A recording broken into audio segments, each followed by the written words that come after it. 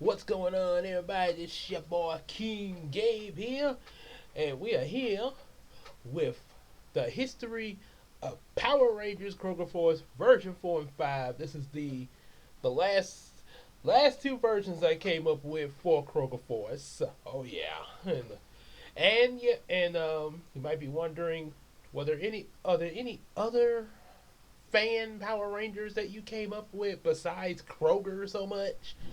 Yes, there were. There's just a few others there.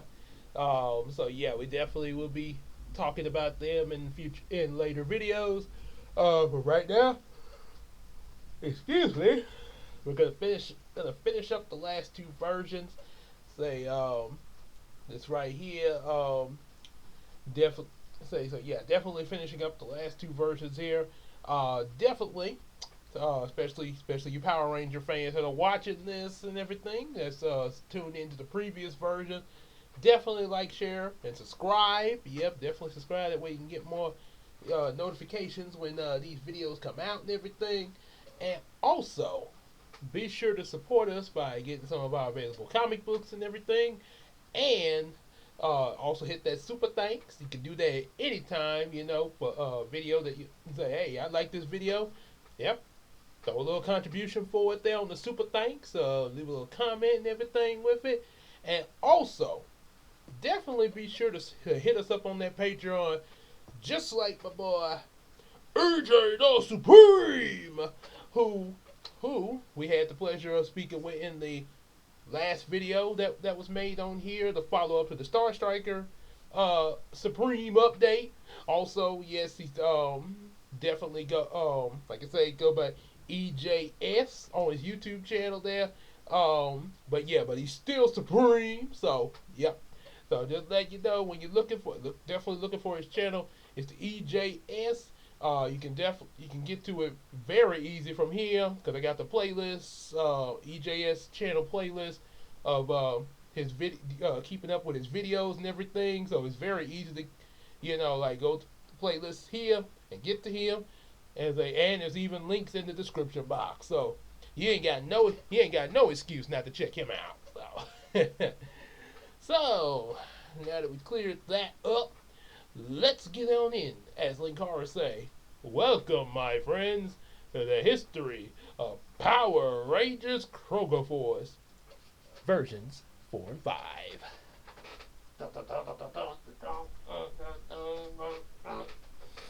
All right. So, let's get on. Let's dive right into this. Oh, got a Facebook alert. Okay. Okay, so it's a little stormy out there. I might hear the rain a little bit. There, rain is a little thunder out there. The thunder, as the Lorax say in this movie, with all the thunder and the lightning. so of course, let's see, version 4. Kind of started off similar to the beginning of version 3. Tyson's out skateboarding and everything. CC shows up. Yep. Now, a little difference is in version 3, that was the only. Oh boy, that was the only version where the character Donald was kind of serious, where he was, more level headed. So now we got the kind of goofy Donald, but he's sort of in this version 4. He's sort of like just imagine a male version of Sailor Venus. I think it's Miyako there. I think Miyako was her name. And she was kind of kind of had that little and it's a club sort of like similar to Usagi. Yeah, sort of like that. But also, I guess mixing in some Tom Holland when he was Spider-Man and everything. So because he was a super genius and everything with the stuff he was making. Sort of had that Billy thing going from the Power Rangers. So yep. So kind of all that mixed together. This is what you get for the new Donald. But yeah, and it's a like a sort of a clumsy genius there. So He's the perhaps he is a misunderstood genius. And then of course Alex is of course the way he is. He's still flirting and everything, flirting with different ladies like Kiki. Kiki this time around is kind of a little different from the one in version 3, of course. So yeah, so kind of got that going. Um, so of course the usual start off. Yeah, Tyson and CC, they come in. Tyson about to go on his lunch break. Um, Kiki does not get knocked into a basket this time, but she is in a bad mood about some things going on. Both Alex and Donald try to flirt with her, and they sort of get at each other about doing that. And she sort of snaps at them.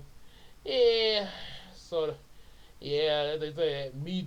So you could tell they're gonna have to try to learn to get along once these five end up becoming Rangers. Yeah, so then turns out in this version, um, Tyson's uncle Michael is actually the head manager. This was to somewhat kind of reduce the characters just a little bit, sort of stream them just a little bit there, um, to keep from being so many of them. And because of that, Alan Faulkner is now the produce manager, but he's about to move on to being the Kroger technician.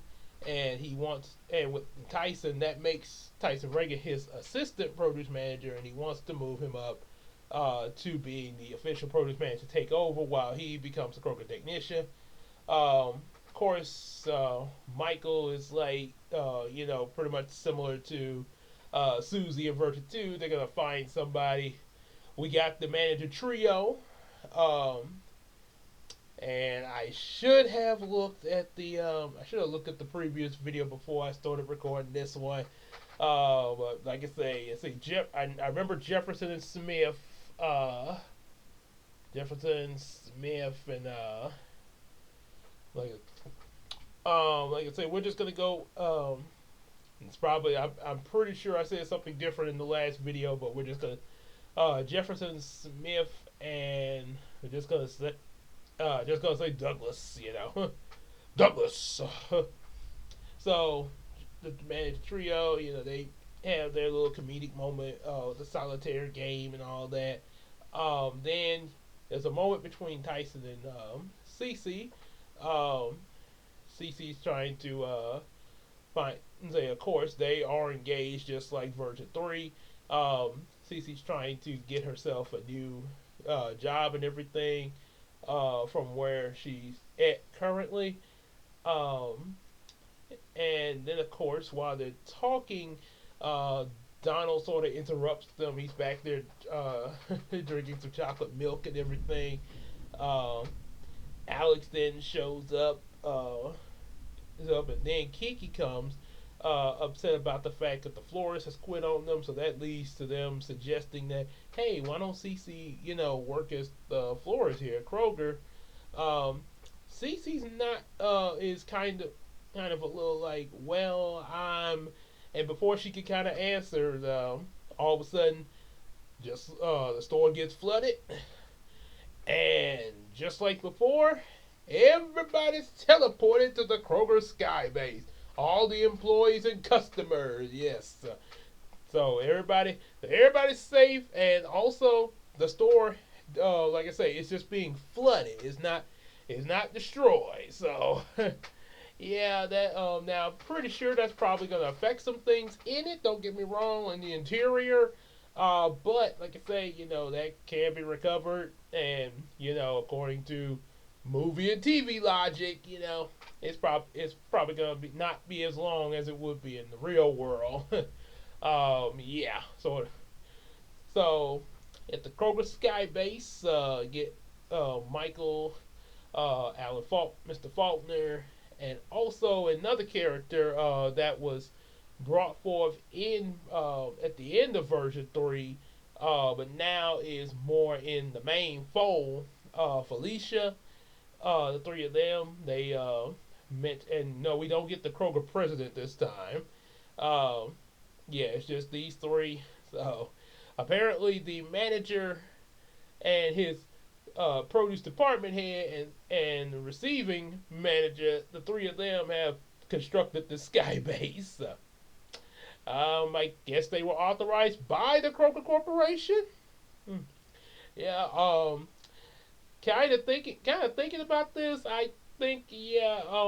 Now I know, like I said, I was streamlining the characters for this version, but yeah, maybe keeping the Kroger president at least probably would have been a better idea because I think, like I say, I mean this is a fantasy and all. Don't get me wrong, but I think it would be more believable. Just a little bit of realism that the corp that the board, the corporation, the president, that the corporation would be the ones to construct a sky base like this for their like for something like this. Yeah, see, that kind of would seem more of the corporate's thing to do. But anyway, so they're there. They explain about what's going on. Pretty much same as version 3. There's evil aliens and terror. They want to take over the Earth's economy system, and Melvin came with some magical gems and stop them. Yada yada yada. We made them into morphers, and now we have to see who's going to be chosen to be Kroger Force Rangers. Of course, it's going to be Tyson, Kiki, Cece, Donald, and Alex. But Cece's not. But Cece doesn't really like this idea at first. So she kind of feels like she's forced into this, as well as also when they were suggesting about her taking on the as the florist and all that, and she decides to leave. And of course, Tyson tries to talk with her, but doesn't do any good. So first, it's just him, Kiki, Donald, and Alex that go to face Sidara, the one that's flooding the store, and his army of rock soldiers. Dun dun dun dun dun dun. And this fight there, they actually fight in their civilian form first, using the powers of the gems that they've been infused with from the morphers. Tyson, of course, with lightning. Kiki with fire. Donald being able to move Earth. Yes, that's another thing. So we went from version 2 where Donald had beast power. Version 3 he has psychic abilities. So now it really makes a lot more sense in terms of these elements. Where yeah, he has the power of Earth, and Alex of course still has water power, and we know Cece's gonna get the wind power in just a little bit. So again, now yeah, we definitely purely in the elements. We definitely got the Captain Planet thing going. Except of course in Captain Planet, it was fire, earth, wind, water, height. Yeah, and yeah, like I know they say, well, how was heart an element? That's more of an emotion. That kind of would have fit more in something like Digimon Season 1 with all the crests like friendship and stuff like that. Yeah, it would have fit more into that motif. But they did. That's what we had got. Hi. So yeah, but here, yeah, version 4 definitely more with the elements. Like I say, eventually, of course, Michael and Felicia them they actually do manage to get through the CC. Even yeah, it's one thing you don't want. Sometimes we're like well, I don't want to be forced into something, or I want to make my own decision. But there are times where sometimes we do have to do something that yeah maybe we didn't exactly choose to do. For the greater good, sort of like those, hey, gotta put, our emotions aside to do what has to be done. It's pretty much like just being on a day job in general. It's a lot of, I mean, you take like just being at Kroger without all the Power Ranger stuff. Just working at Kroger, it's things like in my position of produce, Yeah, there's some, now. Yeah, admittedly, yeah, there are things I do like about the position. Just where I'm at. But there are some things that, yeah, I'm not too wild about there. And but like I say, all of it has to be done, both likes and dislikes, because guys got to make his quota and pay the bills around here. So that's a good example of it. And my granny, she taught me that lesson. About sometimes having to do what you don't want to do at times. Now, it's not saying all the time that you have to do it. Yeah, yeah, there are times where you can choose. Like, okay, I don't really want to do this. Yes, you do have those moments. There are times where you have to make the decision of, hey, I don't want to do this. Yeah, yeah, there is that. But you have to know when. You have to know when to make that decision, and when to sometime, okay, I need to do this. I don't feel like it, but I gotta go on and do it. So yeah, you have to have good judgment of when to do that though. Yeah. So yeah, Granny, as far as like sometimes having to do what you don't want to do, Granny would always illustrate her point every day she took me to, especially when I was in high school. She illustrated that point every day when she took me to school and was driving me up to school. She would be eating an apple, and I don't like apples, but they're good for me. So that was her illustration, and then I started eating apples. Now I eat applesauce. Yeah. Like I said, I don't know if I would, eat, a raw apple again. I'm not saying whether I would or wouldn't, but currently, yeah, I've been eating applesauce. But yeah, before then, yeah, I did. Yeah, I have eaten apples. Just pure apples. Yeah, and so yeah, like I say, but in her case, yeah, it was like, yeah, they're good for me. That was the reason why she was eating it, not so much of her liking it there. Trying to get the nutrients there. So, yep. So yeah, Cece of course realizes what she has to do. She joins up with the other four, and then they all five of them morph. Kroger Force, power up. Say of course Tyson Red, Donald Blue, Alex. Donald Green, Alex Blue, CC Pink, and Kiki Yellow. And of course, they are able to defeat the remaining rock soldiers as well as Sidara, not only with just the element power, but also their power weapons. Yep, so they get some power weapons. There's the Thunder Sword for Tyson. Donald has. This time, Donald does not have a Giga Gun Shield. He has an Earth Axe. Alex has a new weapon in this version. Version 4 has the dual. He calls them the dual ocean blades, which is like two swords. This was an idea that the guy who I imagine is Alex came up with back when I was writing version 3. So now we put it over into version 4. So yeah, it's not just the ocean drill; it's ocean dual blades. Um, Kiki has, I want to say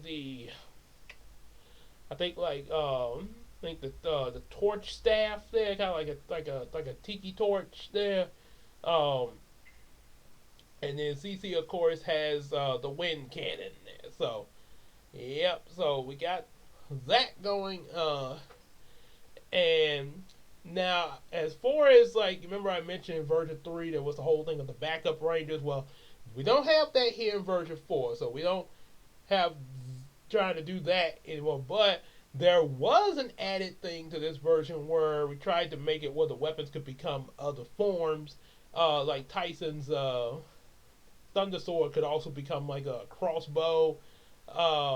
Alex Dual Blades could kind of come together, sort of like Black Panther's weapons, and sort of like this whole dual sword and even shoot sword laser.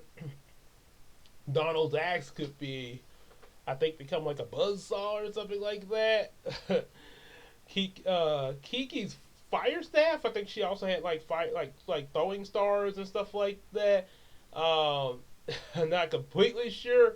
Then I know Cece's wind cannon. She had an additional wind fans and stuff like that. Sort of like you ever seen like in certain movies, they sometimes be fighting with fans and stuff. Like whoa, whoa, oh, you offended my family. Prepare to die. Oh,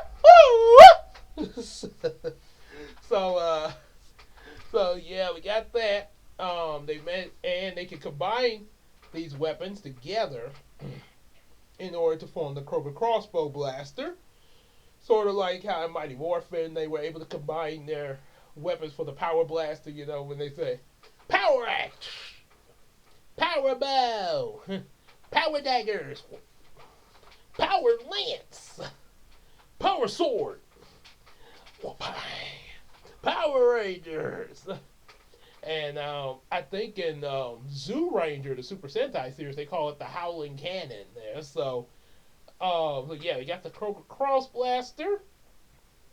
They defeat Zidara. Then, of course, Zidara's brother Kodran emerges downtown. And, yep, just like before, they call for the Kroger Truck Zords. Oh, yeah. Different colors, red, blue, green, yellow, and pink Kroger trucks. Yeah, just imagine Kroger trucks in those colors, giant Zord size. And there is an underground Zord base there underneath the Kroger store. Imagine a section of Kroger rise up, almost like the docking area rise up, and all the Kroger trucks come out. The giant one.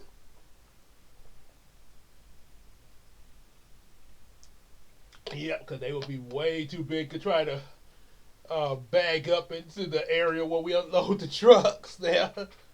So, so with that, form the Kroger Truck Megazord and everything, and of course they're able to defeat Kodran with the Kroger Sword, Kroger Saber, and of course like I mentioned, the how when they do the like Power Sword and get ready to do that final strike, just like with the Thunder Megazord, when those mountains would appear in the background, eyes light up, doop doop doop doop doop doop.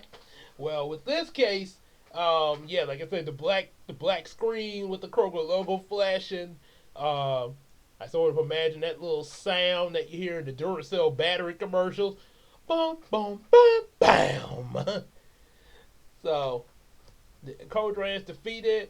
Cece actually accepts a position there at Kroger in order to, especially to be near the team and everything as the new florist. Tyson gets a promotion to produce manager.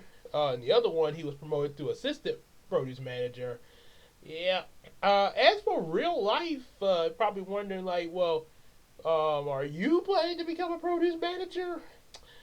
Honestly, only if, like I say, they only if, like I say, hey, Gabe, we want you to be. At first, of course, I have to be assistant first. Then move up the ladder.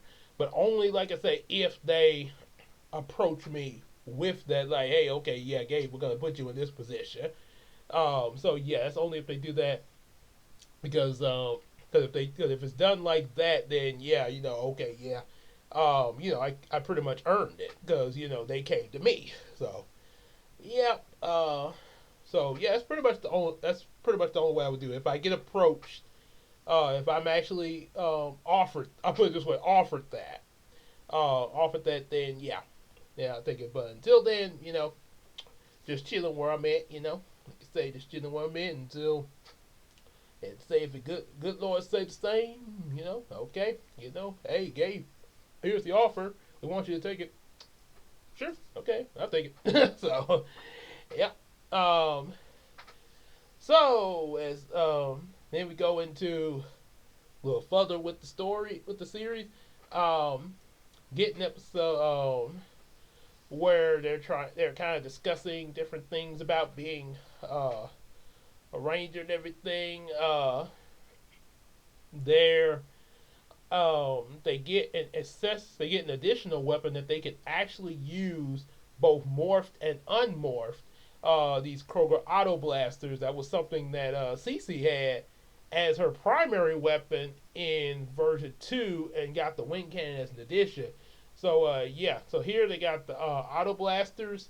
Um, Sort of, I kind of got that idea from seeing like SPD, where they had those little blasters they were able to use without being morphed, because they had the whole police motif thing going. And so with that, yeah, they have those, and they try them out on a monster called Cubius that's attacking a jewelry store. Um, Donald, Alex, and Tyson, they go after this monster, but it doesn't exactly go too well. They also have what's called the Kroger gliders, so that's another addition to their arsenal is the Kroger gliders. Sort of like those saucers. Well, actually, Kroger, yeah, where like those saucer that Static would be on in his show. Yeah, similar to that there. So they kind of can hover on these things. Donald gets the idea to try to fly his into the monster, but it accidentally hits Alex by mistake. And this results to not only them failing to catch the monster, but Alex really getting upset with Donald, even though it's just an accident. And next thing you know, yeah, it kind of gets heated up and out of hand. Um, then, oh, excuse me. So then, of course, a little bit later, they try to figure. They realize that Kiki and Cece are missing, so now they have to try to figure out where the girls are at. Um,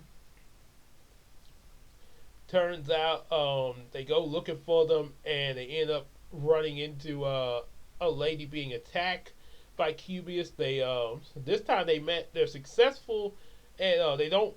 Cubius isn't defeated yet, but they do manage to rescue this lady. This lady turns out once they rescue her and everything, but turns out it's kind of a trap because she ends up capturing Alex. So then it's of course up to Donald to try to figure out where to find where this lady is at. Sort of gets all Sherlock Holmesy like, and he manages to find Alex as well as also Kiki and Cece, and manages to save them while Tyson is dealing with a giant Cubius attacking, trying to battle it with with his Kroger truck Zord. Once the lady turns out she's actually an alien called Serena, pretty much like from version 3. They managed to escape her in time in order to join up with Tyson and their Kroger trucks, combine to the Kroger truck Megazord and defeat Cubius. Then they come back and take out Serena. And here's another feature: not only can they combine like their weapons, like the Thunder Sword, Wing Cannon, and all. Not only can they just combine them into the Kroger Crossbow Blaster, but they can also combine their individual weapons with their auto blasters to make like a mega blaster kinda. So yeah, so in each, so this time Donald does that, and they also use the cross blaster for the finale finish, and Serena's defeated. So then go into the and of course Donald and Alex, they reconcile. They they make amends and everything.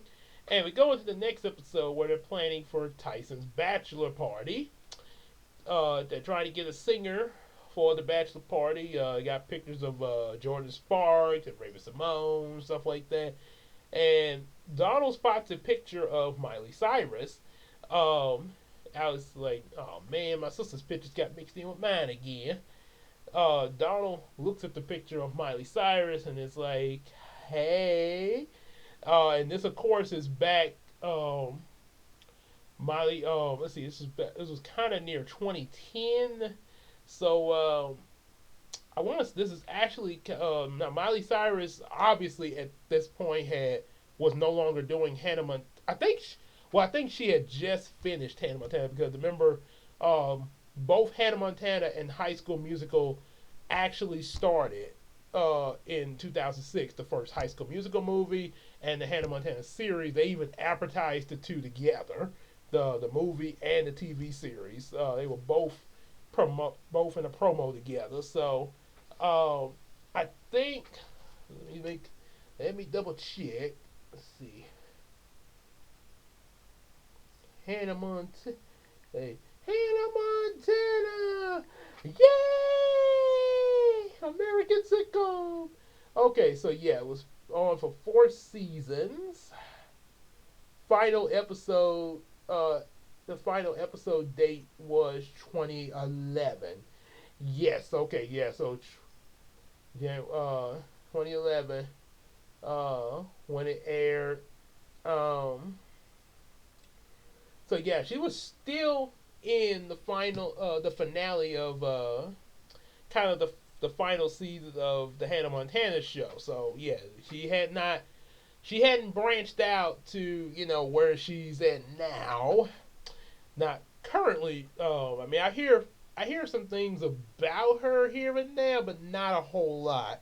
I know the last few things I have her, she kind of got more adult, which a lot of the star they when they especially like her and Zac Efron, other cast members from High School Musical and other Disney stuff, and then even like just child actors in general. A lot of time, especially when they're in like the real kiddie, what we consider the kiddie shows. They grow up and they try to get into things more adult to try to kind of add to their kind of change their identity a little bit. As far as like what they're known for, because you know how you have like say Adam West, he's known for Batman, and Robert Patterson, he was for a long time he was and still kind of is known like, hey, that's the Twilight boy. Even though he's gotten the role as Batman, you still got some people like, oh, that Twilight boy. Yeah, so a lot of time they try to get like, hey, I can do more stuff than just that. And yeah, it's very understandable. I can, like I say, because yeah, I'm like, yeah, Robert, go. I'm like, go for it, because and I do like his portrayal in the Batman movie. Yeah, like I say, there are some nitpicks about it, constructive criticisms that even I have on it. So I am understanding to some people who may not feel the movie. I'm just saying. I'm not like this. Oh, y'all don't know what y'all talking about. Stop talking bad about it. No, I understand if you guys maybe aren't into the Batman. Maybe that's not. And even if it's not the constructive criticism, everybody got their thing that they like. Hey, just like Ducktales. Some people like the old '80s version better. Some people like the new 2017 version better. Some people like both. So yeah, I get it. I get it. So like what you like. So yeah, they try to get another name. So yeah, that was the thing with Miley. She's tried to, and yeah, I know there was some things she got into that wasn't so kid friendly, and I don't mean just being in like movies like Last Song or doing the Can't Be Tamed album, but yeah, I mean like even beyond that, and yeah, there were some things she got into that I didn't exactly like. Now I do like her Can't Be Tamed album. It's more adult. It's definitely not for little small kids, but there actually was something to Can't Be Tamed. As far as in the message of the songs on the album, yeah, I is a I was digging that, digging that. Yeah, go for it. I like her in the movie Last Song, which was more adult. Say, good job in that movie.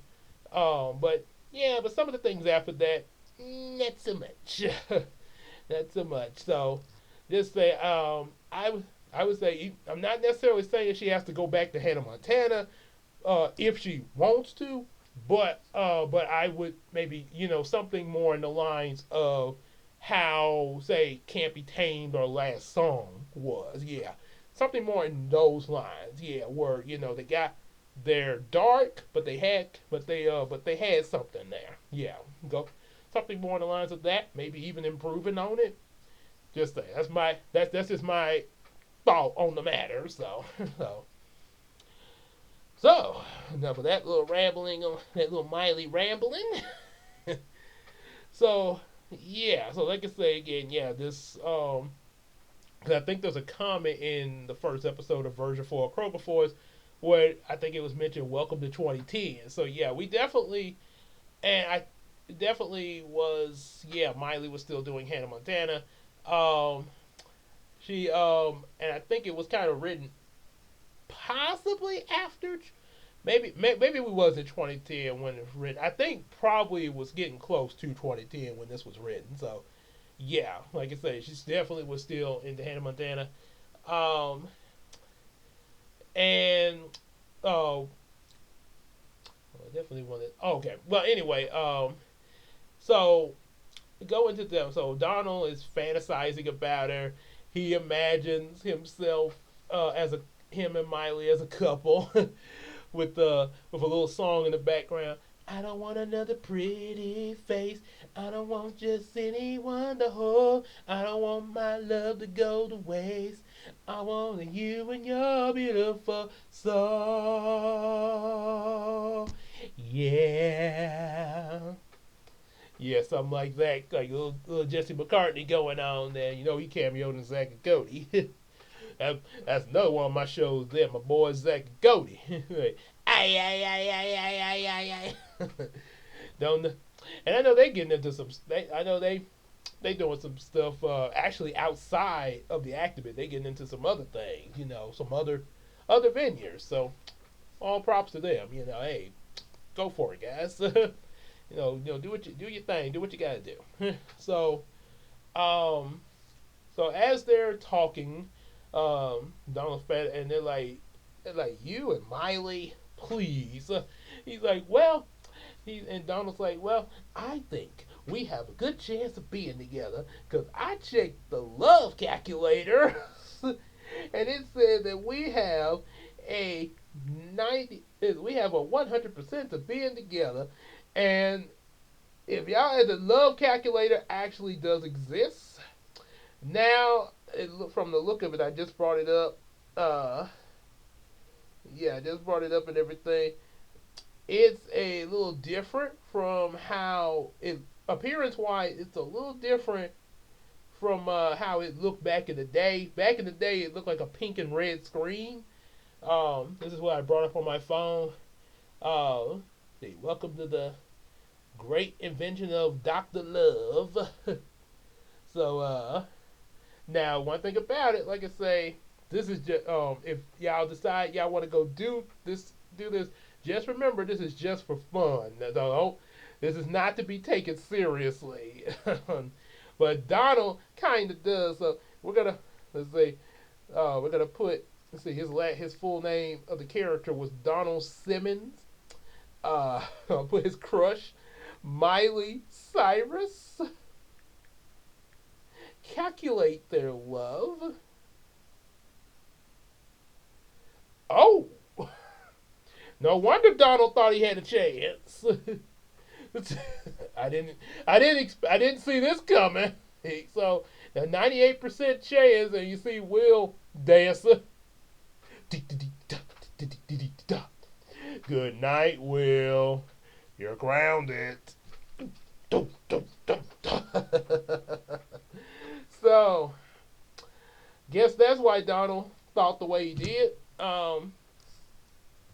They're talking about then Cece first Kiki shows up. She has a new look and everything. Sort of makes her look more anime style.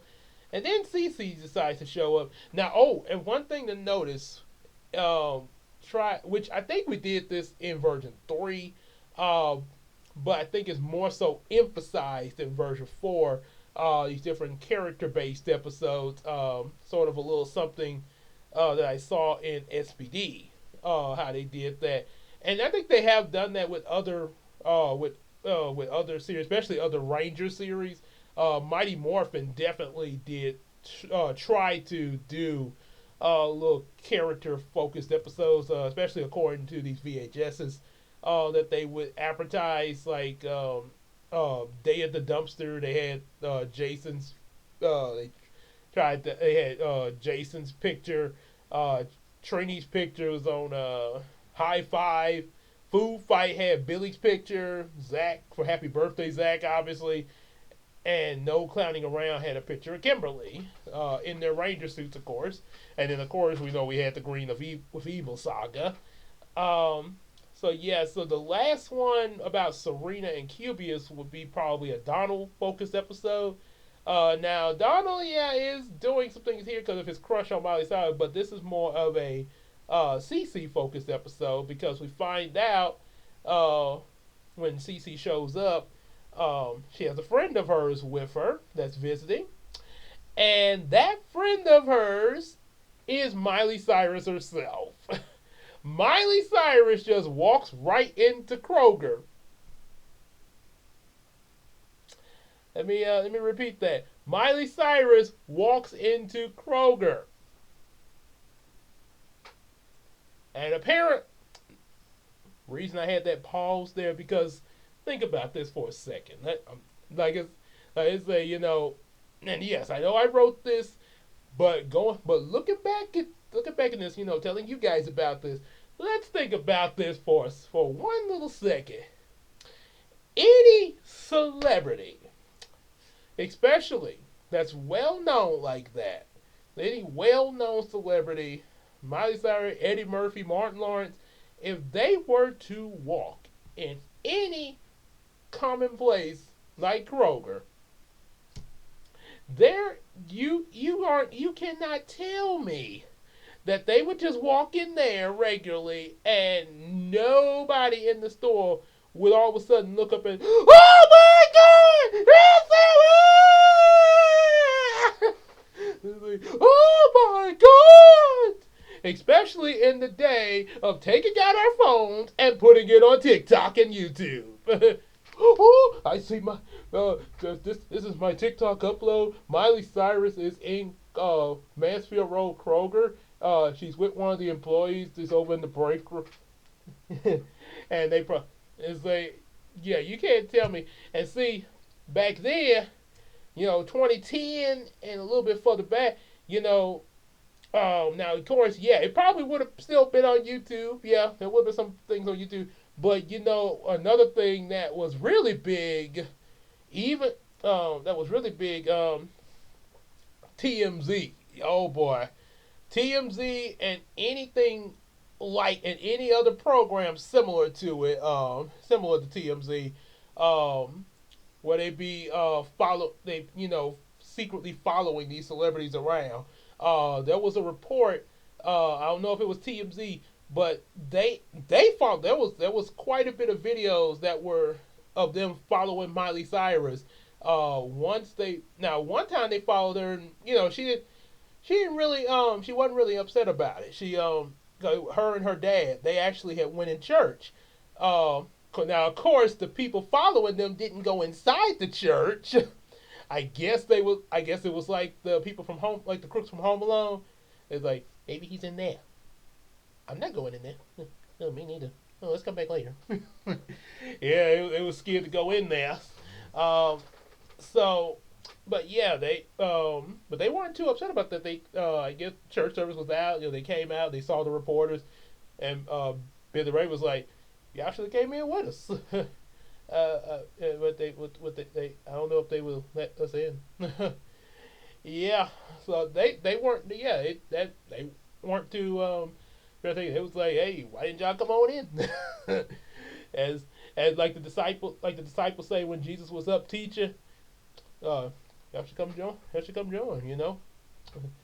So, but there was one incident where Miley was not so happy about being followed by these guys, and for very good reason.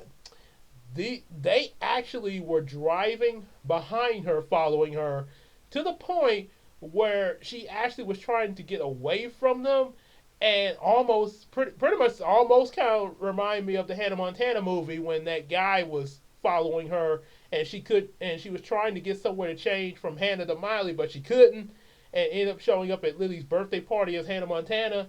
And but in this real life scenario, they almost caused Miley to have a wreck. Miley pulled out, and she accidentally cut somebody off trying to get away from these guys, the TMZ folks. So she pulled over somewhere. I think maybe she might have been on the freeway or something, but they got somewhere where they was able to pull over, and she actually first apologized to the guy that she accidentally cut off and explained what was going on. And the people, they had the nerve, and that's how I know they would that's what she was doing, because they were filming it from their car, her talking to the person she accidentally cut off. Um, and I assumed that the person was understanding, like, okay, yeah, that's cool. It was like, hey, it's cool, no problem there. And because nobody was hurt, and no, they didn't. It wasn't a wreck. It almost was a wreck, but thank God they didn't. So it was able. So that guy, that person, he drove off. Uh, Miley comes back to the TMZ phone, like, it's like, you guys happy? I almost had a wreck because of you guys. You got your footage? You got your footage? Okay, now get out of here. Like, get out of here. And I think she kind of cussed them out there, but honestly, I don't blame her. I don't. I'm Yeah. If there's a like, well, I'm keeping it family friendly here, but I don't blame her getting a little good going up going there, because you almost cost her life. Yeah, of course she's gonna be a little ticked. So I'm like, yeah, I would have as a shoot. I would have probably been, because she actually even said that she should have called the police, but she was trying. But yeah, they lucky she didn't. so so yeah, that was that. So yeah, that's why I say, I mean to go into that long, but going back to the Kroger Force, yeah, yeah. In reality, you're not going to tell me she would just walk in this grocery store and nobody would come running at her. Whew, boy. Huh. So getting back to that, because there's some other examples, but I'm gonna come back to Kroger Force because I'll be here all day doing that. Um, so yeah, her and Cece, they in the store. Apparently, nobody runs up to her. But I guess you could say that maybe it's the time of the day it is. Maybe because mostly, especially back then, and I think still today, a lot of time where I'm at, the Kroger I'm at, now it may be a little different at the other Krogers, but at my Kroger where I'm at, for the most part, if it's like a weekday, and up in the morning time, like say like Monday through Thursday, maybe Friday too, you're not, yeah, you are gonna get a pretty good little bunch of customers, kind of like hours between like 8 and probably like 10 to 11 o'clock. Everybody don't want, people don't woke up and then had their breakfast and they coming out the shop.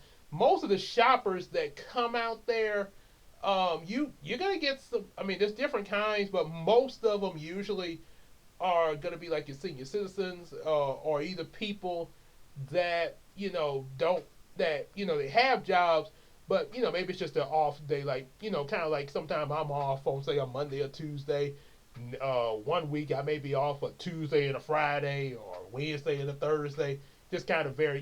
Those that's on those kind of jobs, similar to how things are with us at Kroger. So, and most of the people that work straight Monday through Friday, pretty much every week, yeah, pretty much only gonna come out there on the weekend. So, but yeah, you're mostly gonna get just just a good little just a good little usual, just a usual bunch there, and then it gets real busy on the weekend. So yeah, maybe that particular time that Miley Cyrus walked in there was basically maybe like a lot of maybe senior citizens, stuff like that. So maybe not too many of them really knew Hannah Montana, or even they probably knew it, but you know wasn't a big thing. Not really a big thing because it's probably like, oh, that's that girl. Oh, that's not my. Oh, that's the girl my grandkids look at. Yeah, yeah, but the way they are. All my grands, they into that Hannah Montana too. Oh boy, just like mine being into SpongeBob. So you know how it go. But but it is kind of surprising that none of the other employers, that none of them would have seen her. But Donald sees Miley. When CC come back, like, this is my friend Miley Cyrus. Donald's like, you're friends with Miley Cyrus? Oh. And he faints.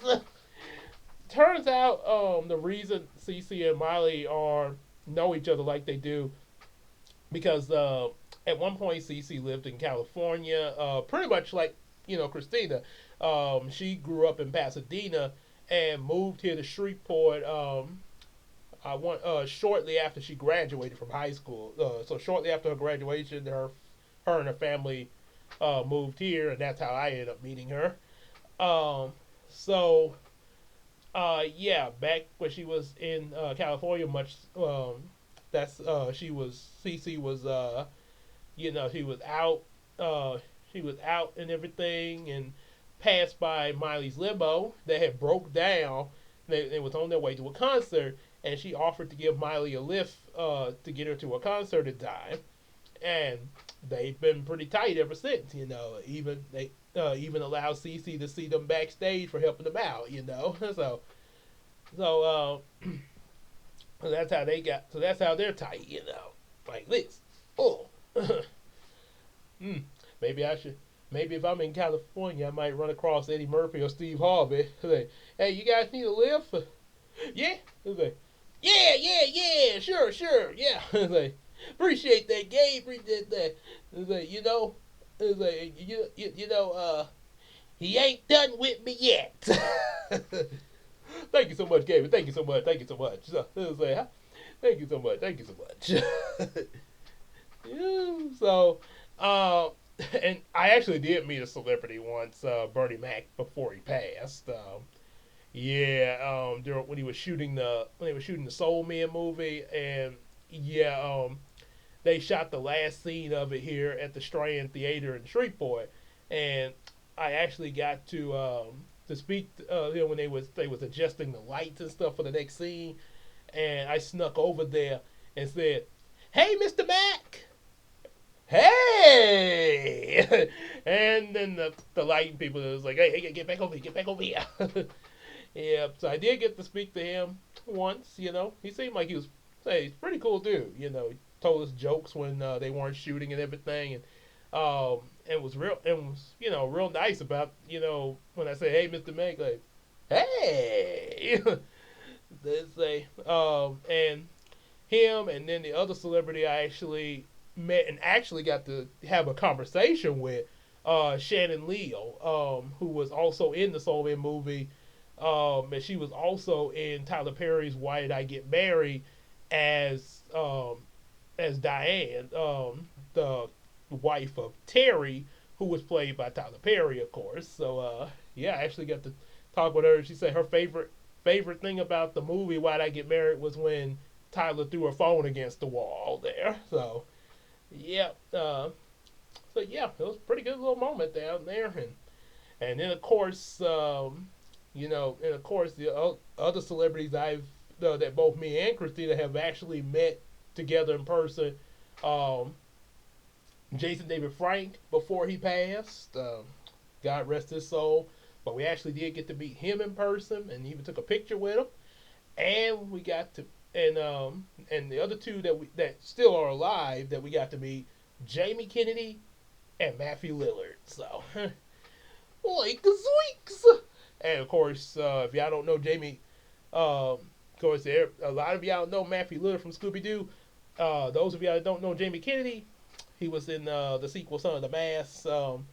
That was the sequel to The Mask. So, yep. So that was that, and he does have some other stuff he was in, like the Jamie Kennedy show. Also Jamie Kennedy is on YouTube too. So yeah, he's doing some stuff on YouTube and everything. Okay, so back to the show. um, so yeah, Donald saw fanboyish over Miley Cyrus and everything, and then one of the evil aliens show up named Tratus. He was also in both version 3 and version 2. But we get a little bit more focus with him. A little bit better focus with him. I put it that way. Um, Everybody, the Rangers, they go out to face him and his and some of the rock soldiers and everything. They morph and fight ensues. Um, there's a moment where Miley comes out there, watching the battle and everything, and suddenly Tratus actually comes over trying to grab a hold of Miley to use her as the hostage. Looks like you won't be seeing the best of both worlds after this. But then Billy Ray pops up, man. Just now where was Billy Ray the whole time when Miley and was talking in the break room with the Rangers and stuff? I guess maybe Billy Ray was just walking. Maybe he was just shopping. Who knows? But he shows up and grabs hold of Tratus off of Miley. Like, ready, get set, don't go. Little song references there. Uh, Man, but of course, Rangers battle with Tratus more. But then Tratus gets the idea to try to switch places with one of the Rangers. However, he shoots what's called a trade beam, and Miley sees that, and she tries to take the opportunity to because he Tratus he blasts the Rangers down, and they're getting up. They're trying to get up, but he's trying to switch with one of them before they get up to strike back. Miley rushes in the way of the trade beam, picks up CeCe's weapon, and tries to fire it at Tratus, which results in the trade beam being knocked off course, and end up knocked off course, and then later turns out Tratus didn't get the switch with one of the Rangers, and he retreats, but Miley and CeCe are now in each other's bodies. They're sort of like what happened with Tyson and Kiki, but this time it's CeCe and Miley Cyrus, and yeah, so and there's even a brief moment where Billy Ray kind of entertains the co-manager trio. Stand for what you believe in.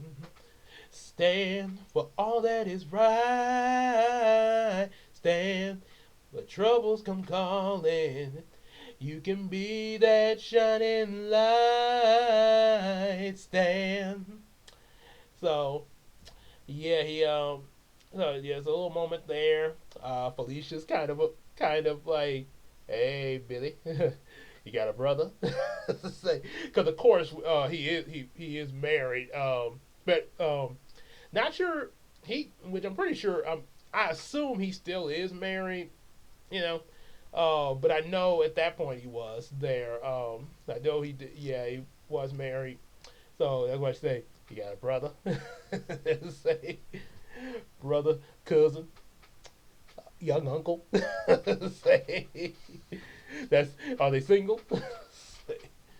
So they find out this, and because of the fact Miley has this concert at Hannah Montana, she comes up with the idea to have CeCe dressed up as her own kind of superstar called Betty Smiles, and that was actually a character I actually had created in another book series there, and was being used here. May possibly be used in Yumiko. You never know. Might be another celebrity. For Yumiko, you never know. Um, so with that, this way, Miley in CeCe's body can actually kind of help CeCe, who's in Miley's body, kind of help her through, singing the different songs for the concert, with them singing together. But everybody makes mistakes.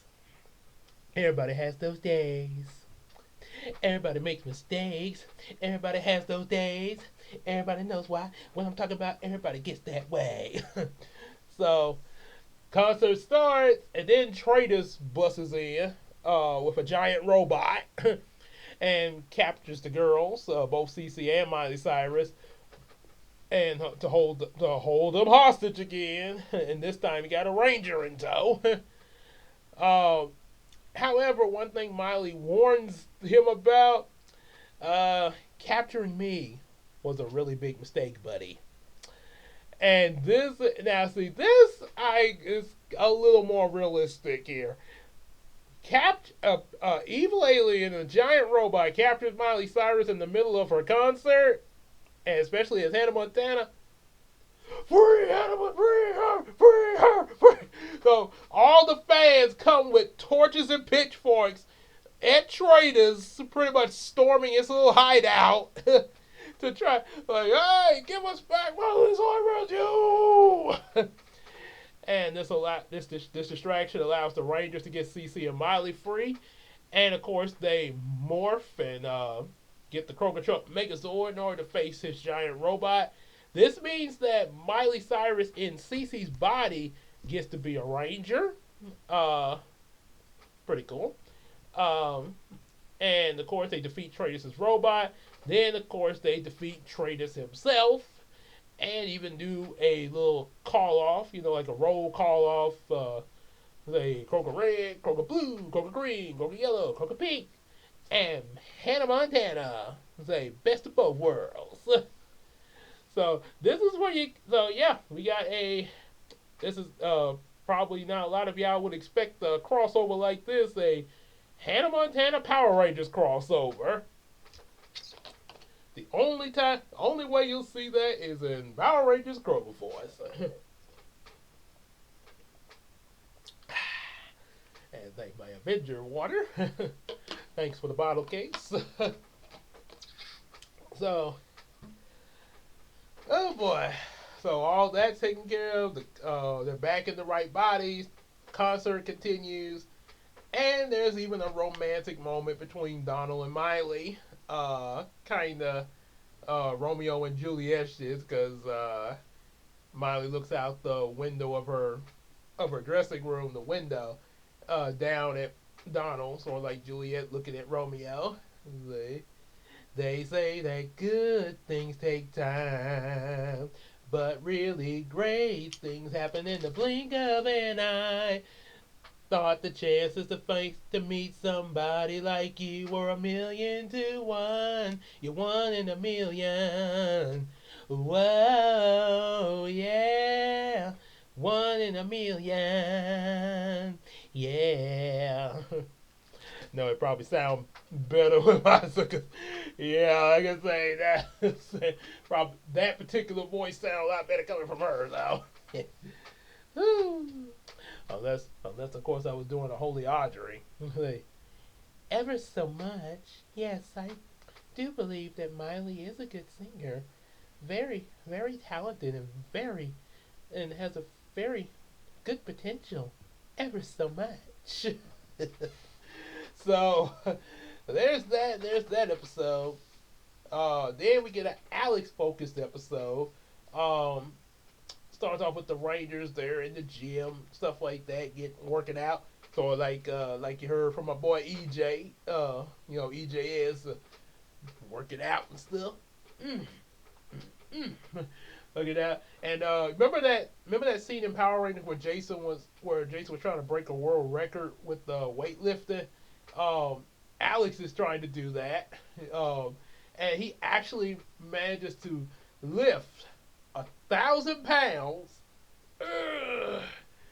I don't know if anybody could actually lift 1,000 pounds. If that's possible, please let me know in the comment section if that's actually possible. I don't know for sure, but in the story that's what Alex is doing, and he's actually trying to lift it over. You're gonna get the joke in a minute. He's like 8,998, 8,999, 9,000, 9,001. Vegeta, what did the scouter say about his power level? It's over 9,000! What, 9,000? There's no way that could be right! Can it? I'll say it is. After all, I trained in the way of KO10. KO10! Huh? Which somebody actually told me that was actually pronounced KO Kai because he learned it from the Kais, but they for some reason pronounced it KO10. And that's what I thought for a long time, hearing the English dub. So there's a little DBZ joke there. It's over 9,000! And back then they really made major video attention of that over 9,000 joke. Over 9,000, they even had a remix of it. It's over 9,000, dun, dun, dun, dun, dun, dun, dun. Or they did like it repeatedly and stuff like that. It was a big. People played the heck out of that clip. so of course, Alex managed to do that. Then they decided to go visit Donald.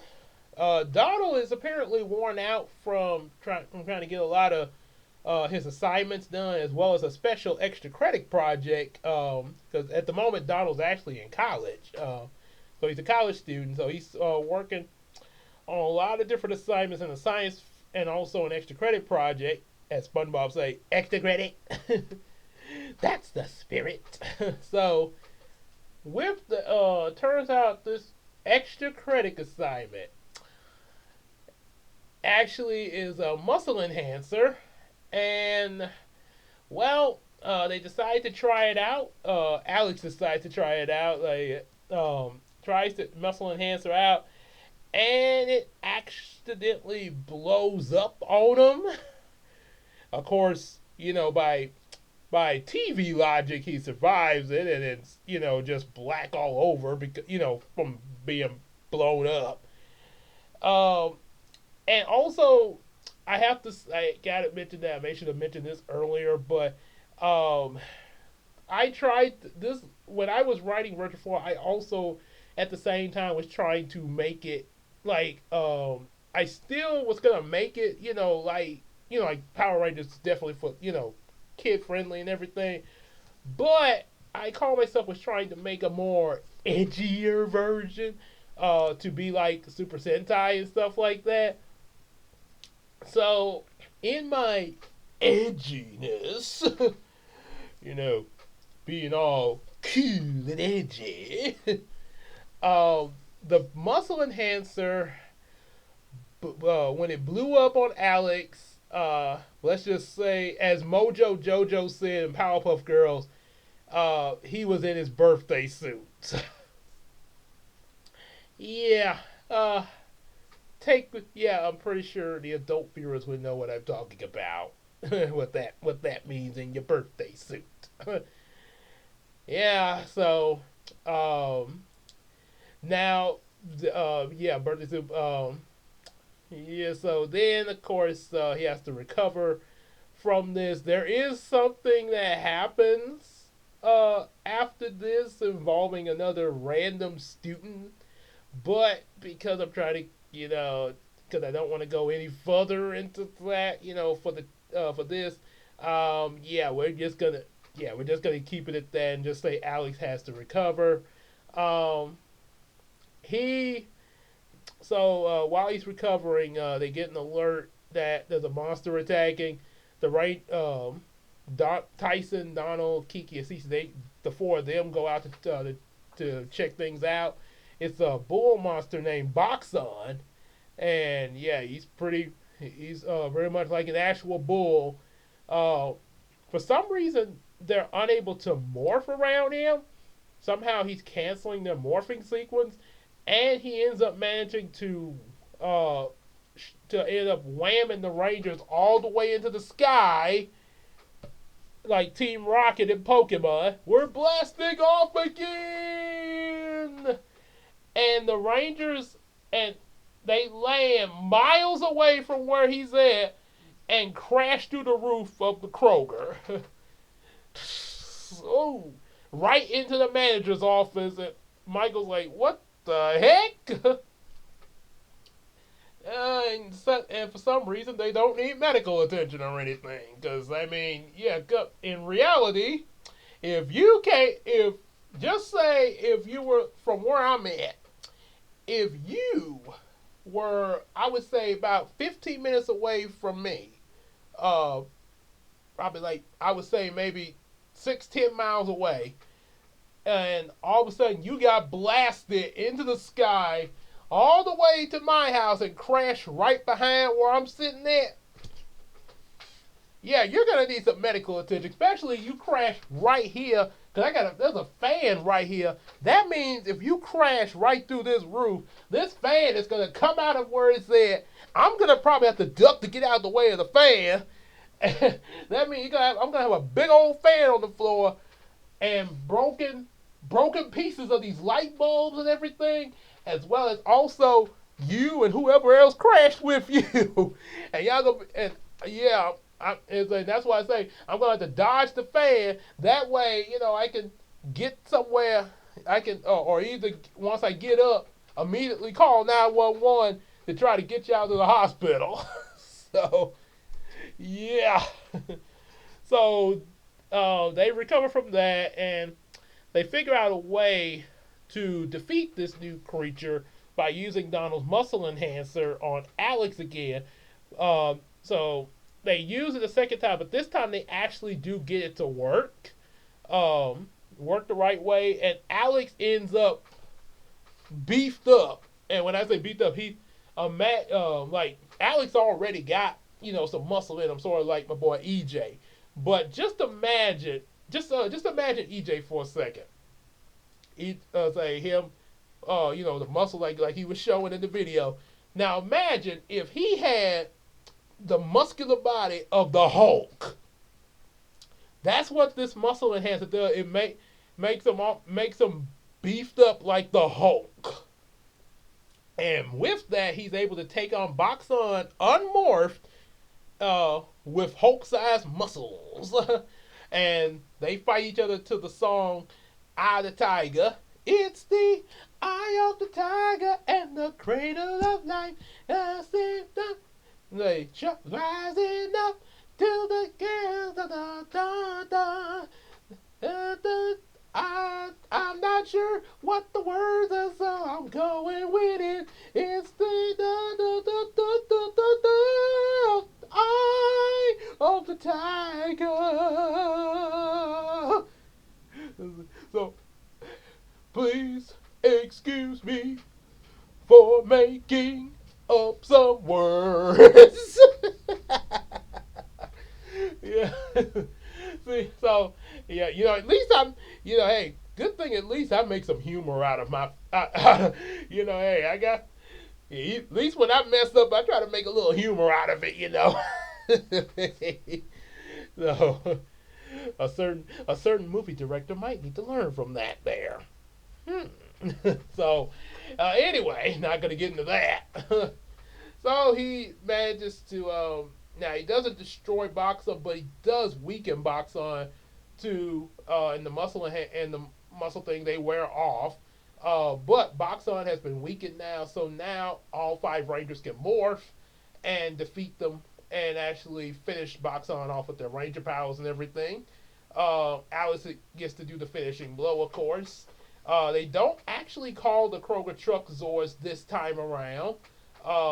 They actually are able to just defeat them regularly with their weapons and stuff like that, sort of like in the episode Food Fight, when they didn't have to call the Zords in that episode there with the Monster Pig.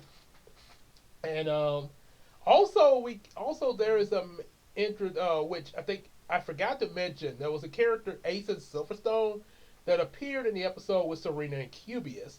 I forgot to mention him there, but he was in that episode making deals with Serena to help her out against the Rangers. It was very brief. Here, it's also very brief, but there is a moment where after they defeat Boxon, Aeson is so upset that you see him out in the fields out in the Ford park and everything, punching trees. And funny story about Ace and Silverstone back then. Now, of course, Ace and Silverstone from my Yamiko series is a little different because he's a gorilla. But back then, of course, he was a human character, and one of my coworkers I used to work with back then, when I was writing version 3 and 4 of Kroger Force, he actually he's a cool dude. You know, he was a real cool dude. Um, he actually said, and I quote, when I was saying like, what I actually asked him, once, I was like, if you was in Power Rangers, man, what Ranger would you be? He said, man, I would not be any of the Rangers. I would more than likely be one of the bad guys. I'm just that's he said that's how I feel, man. I'd be one of the villains in Power Rangers. And when I meant, so I imagined him as Ace of Silverstone, and I did tell him about it. Like, hey, what do you think, man? Awesome, man. Ace of Silver. Oh, that's awesome, man. So he was pretty cool with it. And like I say, real life, yeah, he was a cool dude. Just like my boy EJ. But yeah, that was his personal opinion about that. He feels like he would do a good job at the Power Ranger villain roles. Oh well. So yeah, the Ace is out punching trees, and then I guess we could say this will be a Kiki focused episode. Kiki is out enjoying a nice 4th of July at the park. It's just she's looking at different families out barbecuing and stuff, and she's just out kind of walking around the park and stuff, just sort of taking in the scenery and everything, kind of having a little moment to herself. And suddenly, these two more monsters attack Shell Shax and Sheltron. They start attacking the families and stuff. The way I wrote them in this episode, um, my mind was thinking about Thunder and Lightning from the Teen Titans episode. They weren't really evil, but they were doing some pretty bad things to have fun. Sort of like the equivalent of certain people uh, when when you ask them why do they like a certain thing that they like that's not really that good, because it's funny when it's really not. Because yes, and yeah, I like funny things too. There's a like I say, we're talking about Power Rangers Kroger Force, and there's quite a bit of laughs to this. It's cool. Don't get me wrong. Power Rangers Kroger Force and just Power Rangers in general. But there's a lot of funny in this. What I'm bringing up to you guys that even I myself am having a laugh with there, just like some of y'all that may be watching this. So yeah, some things, yes, are funny, but not everything. One prime example would be the Yu-Gi-Oh! Abridged series.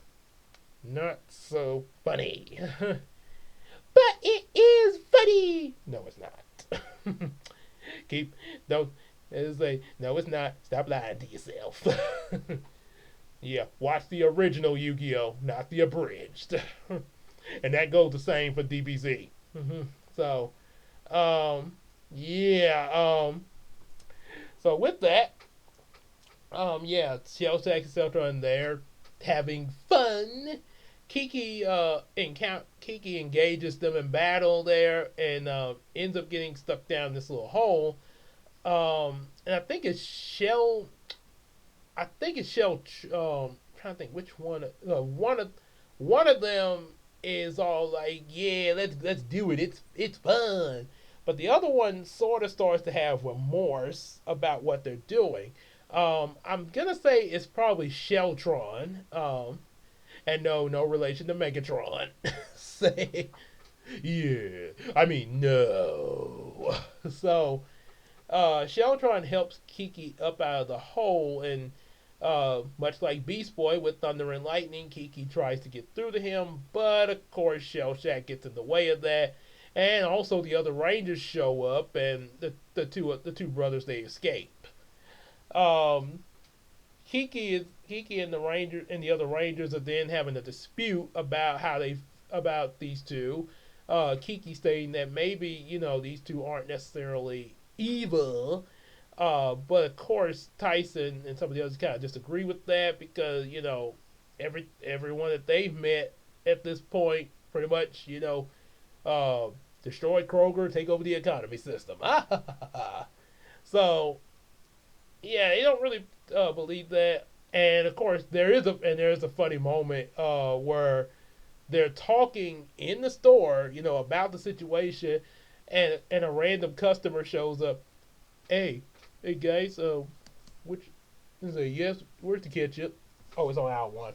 Oh, thanks. Sort of a moment like in SpongeBob Graveyard Shift when Squirrel was telling that scary story.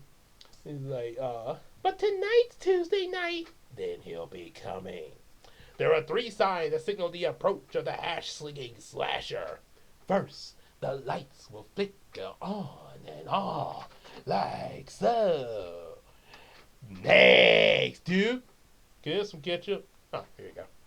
Next. I always like those moments where they stop randomly for something and then go right back to try to try to go back into the atmosphere again. Especially in shows like SpongeBob. Um, so like that other like with Plankton's going through this wormhole or whatever, and it switch places with Mr. Krabs. Ah! Then he takes a moment.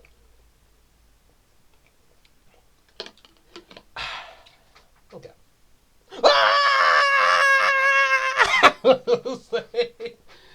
So okay, so anyway, so yeah, there's that.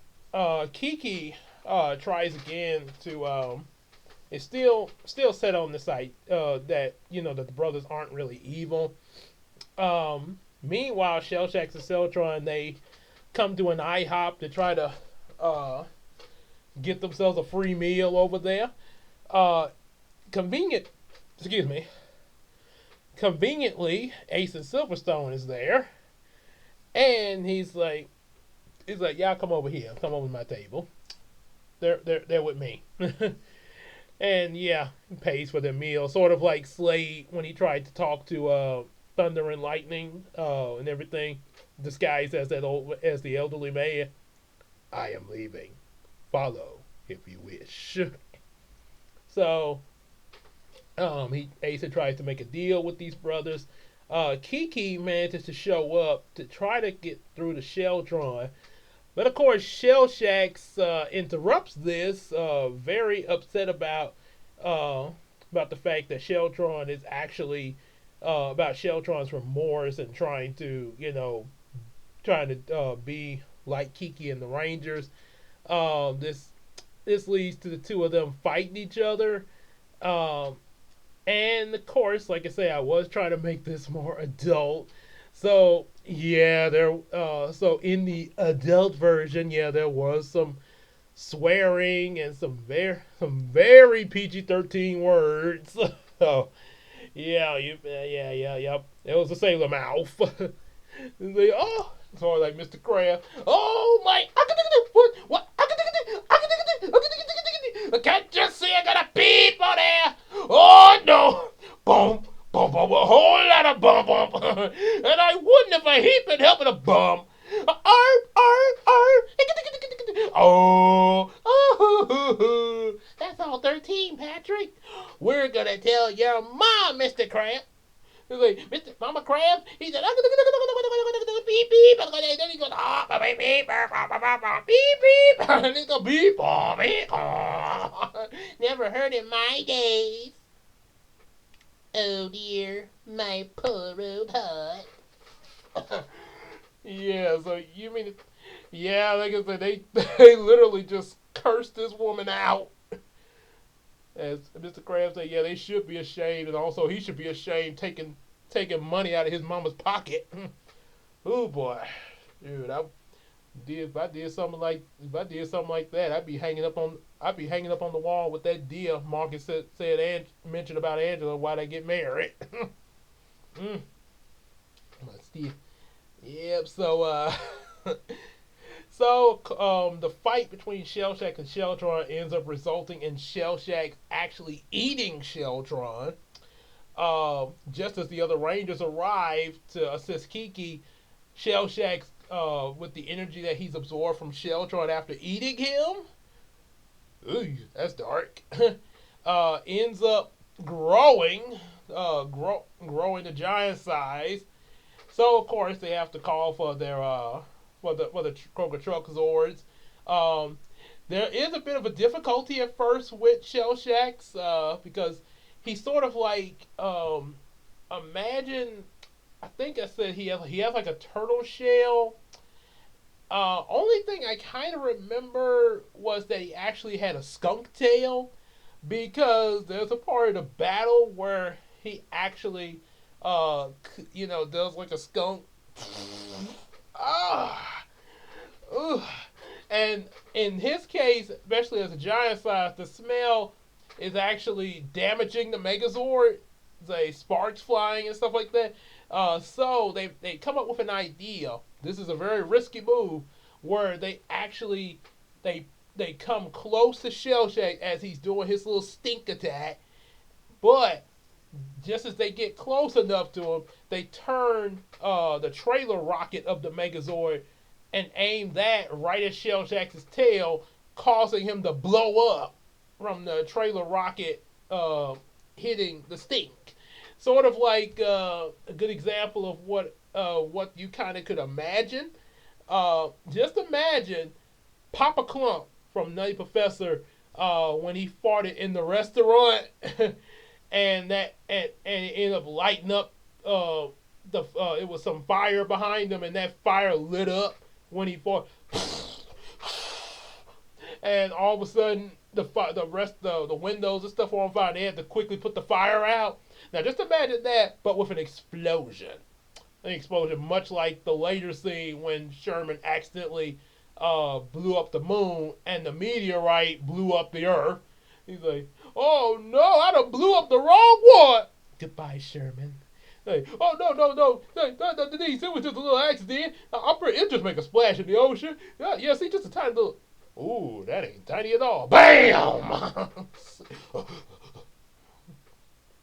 Oh no.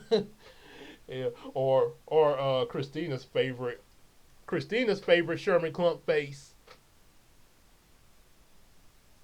Oh, let me take my glasses off.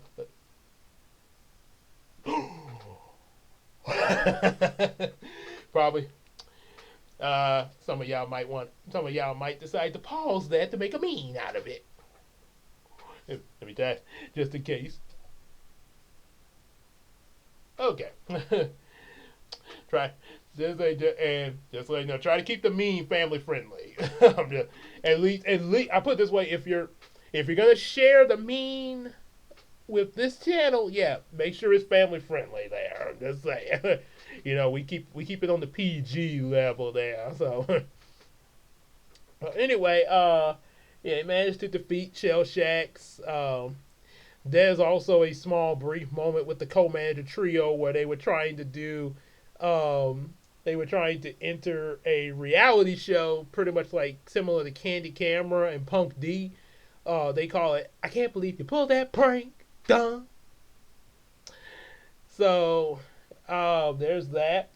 Then we sort of get a Tyson focused episode, sort of a two-parter, where they deal with some nanites at a train station there, but they're stopped by these robot rangers, which are built by this new a friend of Michael's. I think they're gonna call her Beverly. Beverly, that's right. Her name was Beverly.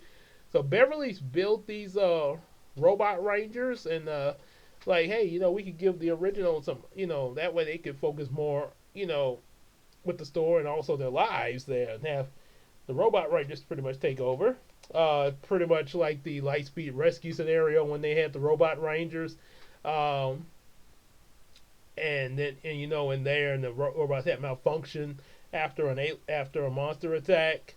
So with that, Tyson's a little suspicious about all this. and it sort of caused a tiff between him and the other Rangers because they're thinking like, hey, man, why not? Let the robots take over for us there. Um, of course, they find out later now. Not only do the robots turn on everybody, but turns out their maker is actually not the real Beverly. It's actually someone disguised as Beverly. Um, so when they find out, of course, ends up resulting into the original Rangers facing the robot Rangers. Then I don't know what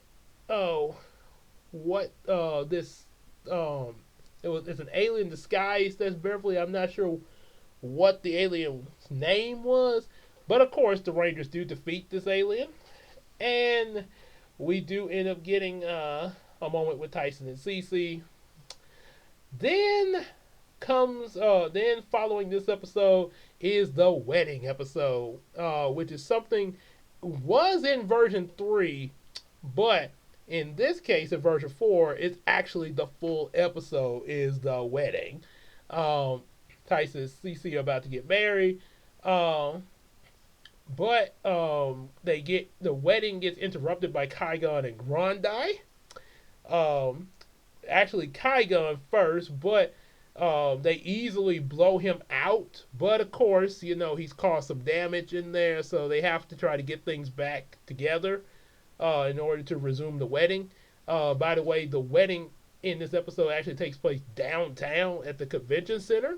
Um, because when Christina and I were trying to figure not only house shopping but also trying to figure out how we were gonna have the wedding and stuff like that.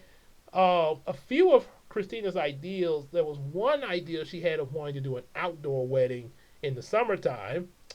Then there was the one of having it at the convention center. She was working there at the time, so yeah, that was two ideals that we had, and may have been a few others, but that's the two I definitely remember. Um, so in all that, while everybody's trying to get back on track, then hear from Cece's mother. Yes, we know the in-laws are gonna show up. Um, in now of course, now Christina's mother in real life, she's a sweet person. Yeah, say really sweet person and everything. However, for Cece's character, cause we gotta have conflict for the plot. Oh no, the plot. That's a joke. I think Critic made that when they were reviewing the Ninja Turtles movie, the Michael Bay one, and they showed a scene where they was doing, a reference to Go Ninja, Go Ninja, Go in the elevator, like, dum, dum, dum. MC Mikey, boom, boom, chop, boom, chicka, boom, chop, boom, boom, chop, boom, chop, boom, chop, boom, bah, chop, boom, chop, boom, chop. Go ninja, go ninja, go. And then they got to the floor. Ding! Oh, the plot. so with that, the plot. Cece's mother. Christina actually imagined Cece's mother. Now of course she has a different name. I forgot what we named her mother. But imagine Queen Latifah in Power Rangers Kroger Force playing the mother, and sort of she would kind of have that attitude like she had when she was playing that celebrity in the season 1 of the Fresh Prince of Bel-Air that Hillary was working for. Did he? Did you get my cat acupuncture? This is a very hard day when my assistant can't keep up. Yeah, she was all diva and everything, and I mean, like, really hard on Hillary. Um, so, excuse me. So with that, yeah, she's not too happy about Tyson marrying Cece. That boy is not good enough for my daughter. No, no, not at all. No, no, no, no, no, no. You just imagine if Queen Latifah was my mother-in-law and was all on my case. Whoa. so, Oh dear. And of course, Tyson's mother is not too happy about this. Like, hey, what you trying to say about my son? Like, I just call it like I see it. Him and his little, as Mr. Mosby saying, Zach and Cody, hooligan friends. Or is like is that what these hooligans have been up to? So, yeah, there's a lot of tiff with that, and they try. There's a lot of discussion. Basically discussion of trying to, you know, get things right between with the mothers, of course, accepting the fact that our children are about to get married. We got to be happy for them. And try to get along with each other. It's a lot of that, blah, blah, blah, blah. A little side plot of Kygon and Grondai with Ace and Silverstone trying to find these gems of darkness and light, much like from version 3 that Michael had found. Um, but of course, that side plot is really small. In this episode, it plays more in a little bit. But with that, they are. So eventually, the wedding does. Eventually, um, there is a talk between Tyson and Cece's mother. There's also a flashback moment where Cece reveals about when her mother first met Tyson. When that old I got to introduce you to my parents kind of thing, uh, and her mother was not very pleased with what she saw in Tyson and everything, because she was expecting her daughter to have a lawyer or probably a doctor. Like, oh, you just working at Kroger. I'm the produce manager. Yeah, very glamorous. Working at Kroger. Oh, I was expecting her to marry a lawyer or a doctor, but not some Kroger boy. Uh, as William says, SpongeBob, who put you on the planet? you they ah so yes. Yeah, there's that, and there's like the old uppity stuff and everything. But of course, they do come to reconcile. Much like and at the end of it all, they do get married, and much like Will Smith's mother, in that Fresh Prince episode, when the family was in shock about Aunt Janice's husband because he was white, I mean Caucasian, yeah, he was Caucasian, and and they was kind of shocked at first, and Will's mother did not approve of it at first, but then she came to accept it, and so it's like, hey, I want Janice to be happy. So it's same here. We get uh, a moment of the vows, the wedding vow, and I actually wrote in there. Cece's wedding vows leads into a song. I I forgot what that song is. I had to pull it up there, but it's a song that she sings too. So yeah, we got a little bit of a musical here, but that fits. It's a wedding episode. That makes sense. There was even a musical moment where Tyson sung "These Arms." These arms won't let your heart break. Oh, oh, oh, these eyes will worship and adore you. Oh, these hands will love you every day. Darling, the only guarantee I can make, these arms won't let your heart break. Sorry if I got a little loud there, especially anybody that's listening with headphones there. Probably, ooh, yeah, just My bad. But sometimes I get I sometimes when I get into this, it just comes out of me, So um, but then for Tyson's wedding vows, he sings the very same song that I sung for my wedding vows with Christina. Well, it's been 5 years. Can't hold back my tears, 'cause I'm just so happy I'm marrying an angel today. Oh, as I take your hand, I pledge to be your man. I vow to love, to hold, to cherish, and never disrespect the love we share. I'll be honest, I cannot lie. There'll be real good days and be some bad times. Oh, I'll be standing right beside you, my sweet lady. Me and my love of mine. Oh, as you take this ring and I place it on your sweet, lovely hand.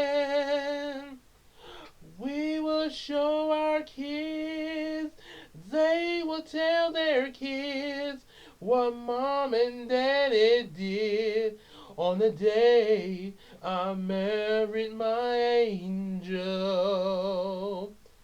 I love you, my angel. Yes, I do. Yeah, and there was a lot of tears out of happiness that were shed after expressing that there.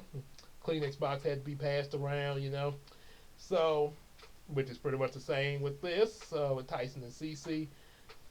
And I now pronounce you husband and wife. You may salute the bride. I mean, kiss the bride. That was actually a joke. Actually, at my actual wedding, that was the joke. It was my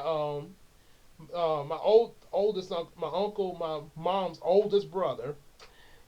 He actually said that you may salute the bride. I mean, kiss the bride. And he actually, he did the wedding, I think, for my mom's youngest brother, my other uncle. Uh, and he said that there, you may salute the bride. Say, yep. So, yeah, it was a little inside family joke there. That we kind of done quite a few times. He even did it at his son's wedding. His son's wedding when he got married there. along with the other son saying, "I got enough kids for all of y'all." So yeah. So, so with that, they are married. Everything's all cool. And what happens in Kroger Force after that? Well, you got the thing with Kygon and Grundy. They go to the beach. They have to deal with Kygon again. There's a band that plays at the beach called the J Squad, led by a character Joshua. Joshua was mentioned in version 3 as one of the backup rangers. However, it's a little different here.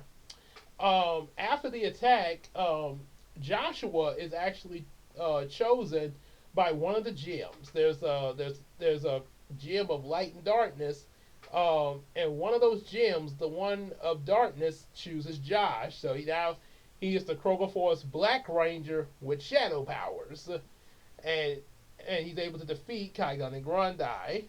Um, But of course, I think it's a different monster he defeats.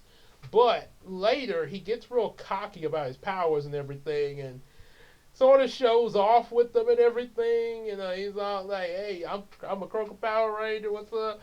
What's up, everybody? Look at me." um, Even during the performances with his group and everything, um, sort of kind of upsetting them a little bit, and eventually what's it? I want to say that. Oh yeah, but eventually there's a moment where he kind of has a bit of an argument with the Kroger Force Rangers. And they're like, dude, like, go, like, okay, yeah, you think you can do this by yourself? Go on. And he ends up in a battle with, I think it's Grondai and maybe a couple of other enemies. Um, However, they overpower him because he's fighting by himself, and it's sort of a reference to Digimon Tamers when Impmon wanted to take on one of the Devas that was laughing at him. Indramon. He's like, "You mean this?" Will you quit that laughing? Sheesh! And also kind of torturing Impmon about how he wants to have human partners. So Impmon's like, "Get ready for a world of hurt." Take a little water real quick. Hey, get ready for a world of hurt. And you better stay out of this, you neon hairball. This is between me and the purple pony. Impmon, you're not strong enough. Baboon! Do you want to be destroyed? Is that it? Go away. I don't need your help or your pity. And I said beat it before I blast you. This is between me and you. Let's do this. Inferno funnel. Fire! Ooh, that tickles. And that resulted in Impmon getting beat really badly. And Indramon wasn't even using his full power. He was basically toying with Impmon by just beating him around with because he had like he was the horse Deva. And he had those hooves like a horse does, but you imagine metallic hooves there. So imagine giant sized metallic hooves just knocking you around, and eventually Impmon's at the point where like a lot of the Digimon when they're about to be when they're like this close to deletion, where he was fading in and out, but like like mosaic, sort of like a mosaic effect, kind of. So that's what ends up kind of happening with Joshua. Power was kind of fading in and out. I guess it'd be more similar to Adam with the broken morpher in space. Adam, don't! No, Adam, it's too big of a risk. No! It's morphin' time! Mastodon! But you'll be destroyed. I can handle this. So, yeah, kind of similar to like a mix between that and Impmon's situation. But just before the last minute, when you think Joshua is about to have it handed to him, the other Rangers do show up to help and get him out of there. And of course, they retreat him out of there. And there's a moment of some reconciling where it's like, he does apologize about showboating and stuff to both the Rangers and to his group, the J Squad Hunt. And then all six of them have to work together to take down these enemies, as well as also take as well as also a giant enemy. And Joshua gets a Zord. Now this time the Kroger store doesn't become a Megazord in this version. This time it's a bigger Kroger truck that's like super deluxe or something like that, and Joshua uses it to defeat the new enemy. Then after that, we go into the episode about Flydon. Yes, so now because I kind of figured Flydon was a much bigger threat. Should be a much bigger threat than he was in the previous versions. Especially you got somebody that's over insects and fear. Oh boy. So, yeah, Flydon actually is a much bigger threat. And of course, we talk about all the Rangers' fears, like in version 3. As an added bonus, much like how we got Miley Cyrus as a cameo earlier, This time, it's Michael Jackson. This was before Michael Jackson died. He was still alive because, like I say, at the time I was writing this, he died in August of 2009. So it was. I'm not sure how soon. I'm not sure how much earlier than that, but it was before August of '09. So we was in the year 2009, but it was before August though. When after when he was getting ready for his "This Is It" concert. Um, so yeah, so the thing was everybody's actually getting ready for a surprise party. So they're actually having a birthday party for Michael Jackson at Kroger. Pretty sure I'm pretty sure Michael would be appreciative of that. Yeah, because Michael's he's a cool dude. Yeah, he pretty yeah. The fact that just the fact that someone's even thinking to do something like this for him. Yeah, you this is I just want to I just want to say I really appreciate everything that all of y'all are doing here. Is I'm really feel blessed. Thank y'all so much. It's such an honor to be here. Just the fact that I'm amongst kind people that even thought to just do this. That's what we need. We should definitely all be more. We should definitely all be thankful for just the simple things in life. It's really wonderful. Really, God bless you all. Thank you so much. Thank you. It's probably how you would respond to that if if there was actually somebody throwing him a surprise party just in general. But yeah, at Kroger, and they actually surprisingly like, well, how are you gonna have a surprise party? Because the first thing you're probably thinking like maybe it's gonna be upstairs in the break room or something like what they do for the employers. But yeah, you're talking about like a major because I mean think about who all is probably gonna show up. You talking about a birthday party for Michael Jackson, even a private party, like even just say maybe there's maybe it's just maybe like a private party, because I mean Michael got a lot of fans. Oh, that's this dude got fans pretty much almost everywhere you go, even outside the United States. He got fans over in Japan. So yeah, so there's no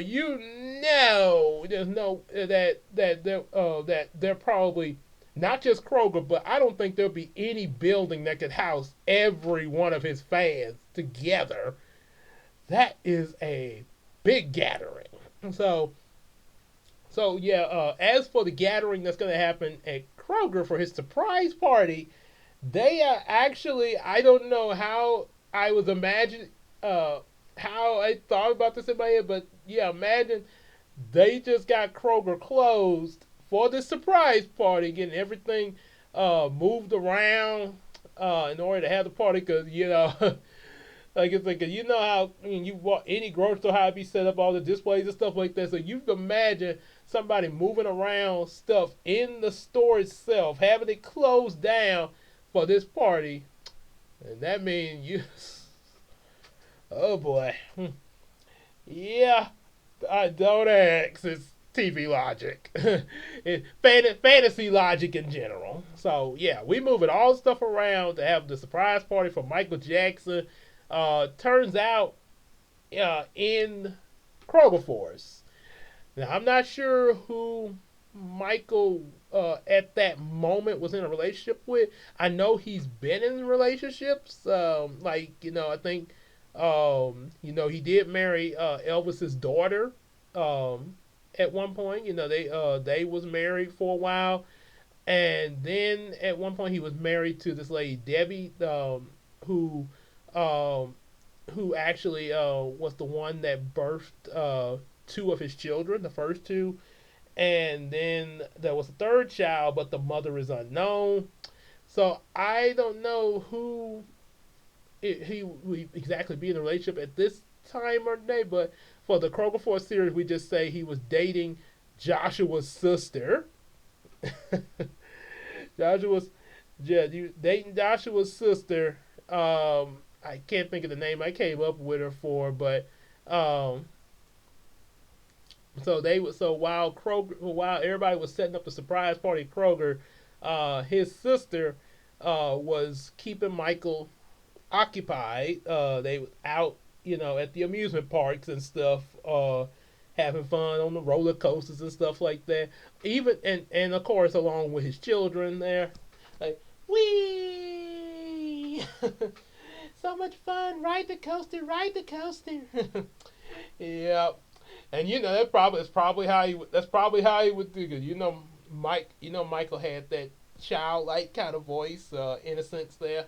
Especially in that documentary I saw him. Uh, hey, you want to climb the tree? Come on, it'll be fun. Don't be scared. so, so yeah, there's that, and then of course, Flydon attacks, interrupting the setup for the surprise party. Um, Joshua actually has a fear of insects and stuff like that, much like Donald did with the spiders in version 3. But eventually he does end up having to overcome his fear to rescue the other Rangers. With his, he uses, he manages to free the Rangers from Flydon's beehive of fear, and they're able to call the Zords. When Flydon grows super big, they call the Zords. And in this case, this is the first formation of Joshua's Zord with the other Ranger Zord to make a super, super, super deluxe Kroger truck Megazord to defeat Flydon and come back just in time for the surprise party for Michael Jackson. Like, thank you so much. Thank you. I'm so blessed. It's such a blessing to be here. Thank you, everyone. It really means a lot to me. Yeah. So there's that. And then of course, other. I don't think I did imagine the Kim Possible crossover like I did with version 3. Um, and of course, there is that moment of Kiki dating Ace and Silverstone, the utility armor, and all that. You get the Dream World thing. This time, Jonah is a different person. I imagine it's Jonah, of course. He does still have when they come back from the Dream World, just like in version 3, and got a second set of Zords and all that. Um, he does have a love interest with Kiki after becoming his actual age, of course, and so on and so on. Pretty much what was in version 3. Um, now you say now I did say at the beginning of this video version 4 and 5. Version 5 there's not really much to it, so that's why I tacked this on in this video because there's not much to version 5, but I said quite a bit for version 4. Version 5 was really supposed to be like pretty much pure Sentai format. Pure Sentai format. And yeah, just imagine if there was a Super Sentai version of Power Rangers Kroger Force. And like I said, I don't know this for sure.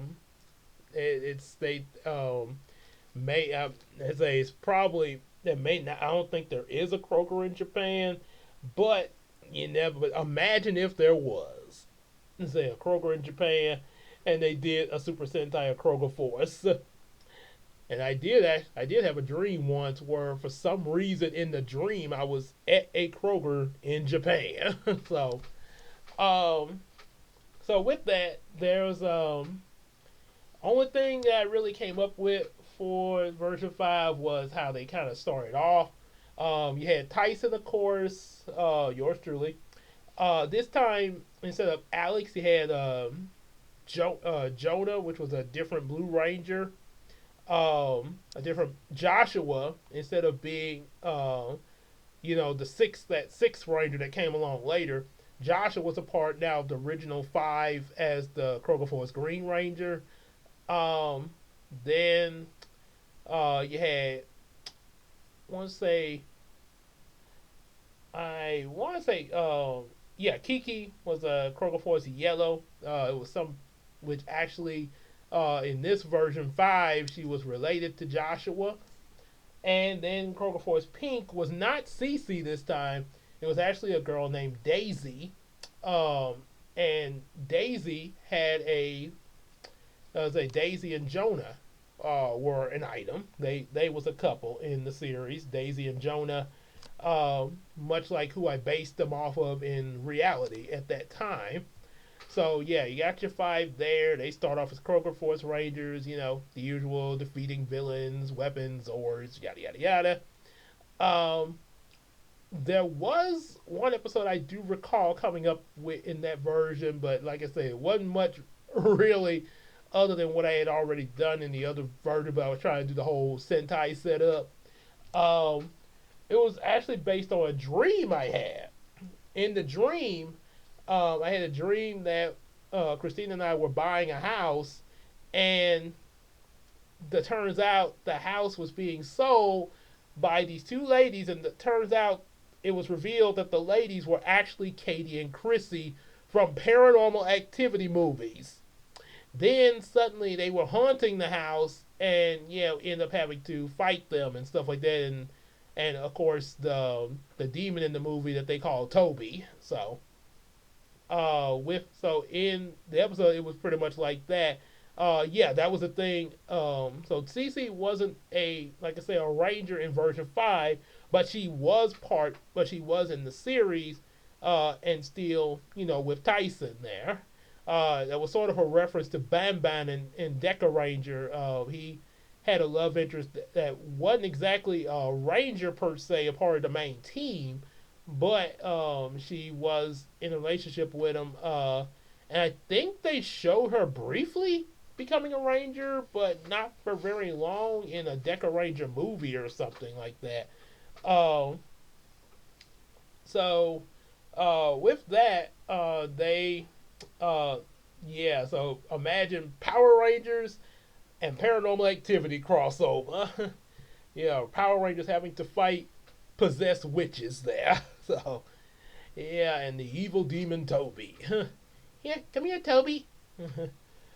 Yeah. So yeah, that was pretty much it. Like I say, it wasn't much for version 5. So yeah, that would have been an extremely short video by itself. And in this case, this is an extremely long video. So yeah, a little longer than I was expecting there, but that's what it. So that was uh, with Kroger Force. So definitely like, share, subscribe. Definitely, if you're not already subscribed, definitely subscribe to the channel. Hit that like button, be notified on videos coming out. Also, support us by getting some of our available comic books, as well as supporting us on that Patreon, just like EJS, aka EJ the Supreme. So, do that. Also, give us some super thanks at any time. At any time, give us super thanks on this video, even another video you might like on the channel. But definitely do that as well. And we will definitely see y'all in the next video. Y'all take care, everybody.